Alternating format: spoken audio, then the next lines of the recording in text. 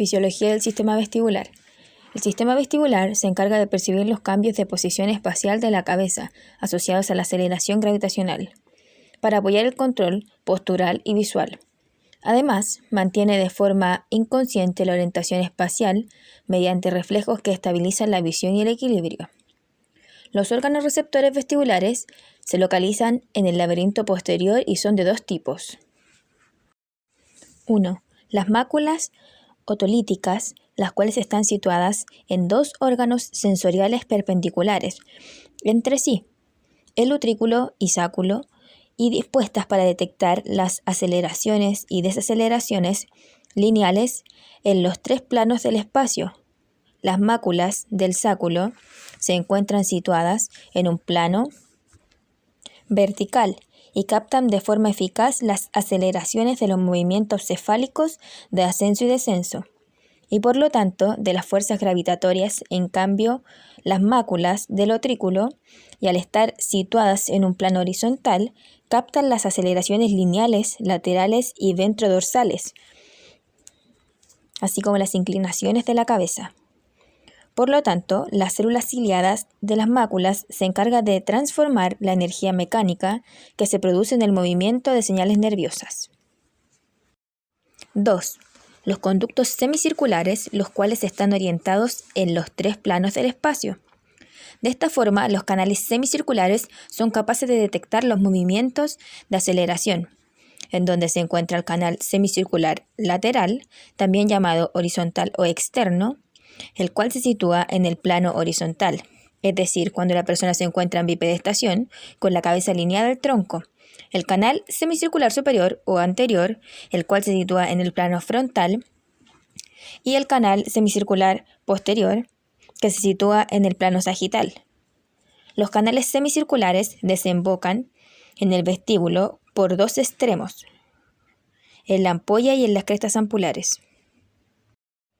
Las células ciliadas de las máculas otolíticas, en su polo basal sináptico, entran en contacto con las fibras eferentes que transmiten la información hacia el nervio vestibular. Las células ciliadas pueden clasificarse en tipo 1, que hacen sinapsis con un solo axón, y tipo 2, en las que el axón hace sinapsis con varias células. En este polo basal de las células ciliadas sensoriales se encuentran también fibras aferentes de origen central, que tienen una función control, modulando la sensibilidad dinámica de estas células receptoras. A la entrada del conducto auditivo interno, el nervio vestibular se subdivide en tres ramas: nervio vestibular superior, nervio vestibular inferior o sacular y el nervio ampular posterior. El nervio vestibular superior está compuesto por la reunión de los nervios de los conductos semicirculares vertical y horizontal, y el nervio utricular, emergiendo a través de la fosa vestibular. El nervio vestibular inferior está compuesto por fibras procedentes del nervio sacular y se introduce en el conducto auditivo interno por la fosa vestibular inferior. El nervio ampular posterior se introduce en el conducto auditivo interno por la cara postero-externa. En el fondo del conducto auditivo interno, el nervio presenta un ensanchamiento que corresponde al ganglio vestibular o de Scarpa, donde se aloja la primera neurona. Luego penetra en el troncoencéfalo como nervio estatoacústico e inmediatamente se separa la raíz coclear de la vestibular. El nervio coclear y el nervio facial se colocan por encima y por delante del nervio vestibular. Las fibras aferentes vestibulares se dividen en gruesas y finas, en porción 1:10. Las gruesas son mediales respecto a las finas y no tienen actividad espontánea, sino que necesitan estímulos íntegros para entrar en acción, dando lugar a reflejos con la finalidad de mantenimiento del equilibrio y posición de la mirada. Los reflejos se producen a nivel central del sistema vestibular y son reflejo vestibulo-ocular o RVO, el cual tiene como objetivo estabilizar la mirada en un objetivo fijo mientras la cabeza o el conjunto del cuerpo se desplazan.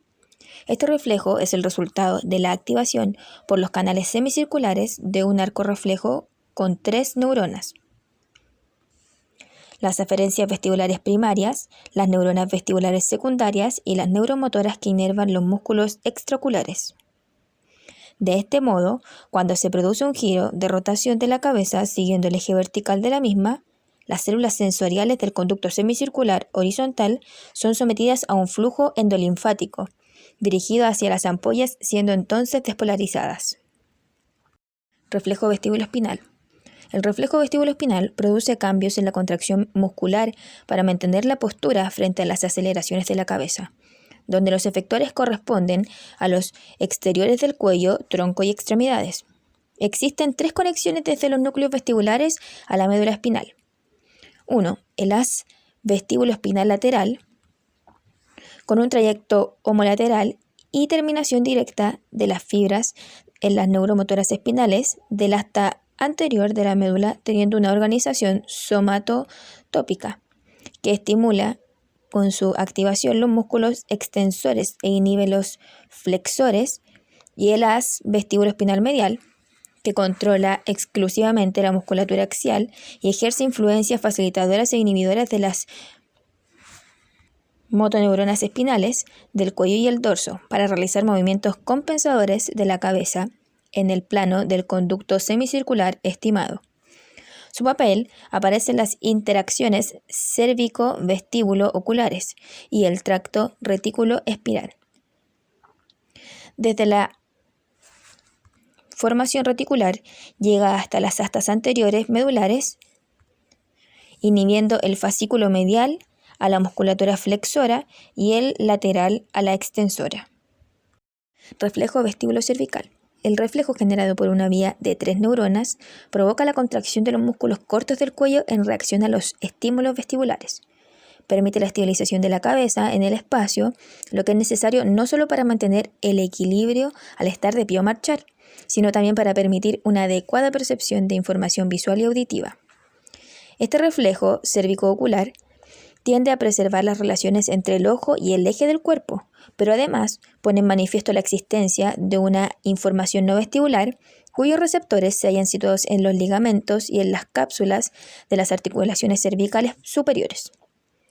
Las fibras discurren en las 3 primeras raíces cervicales, en los cordones posteriores de la médula, y se proyectan hacia el flóculo cerebeloso y también hacia el núcleo vestibular superior.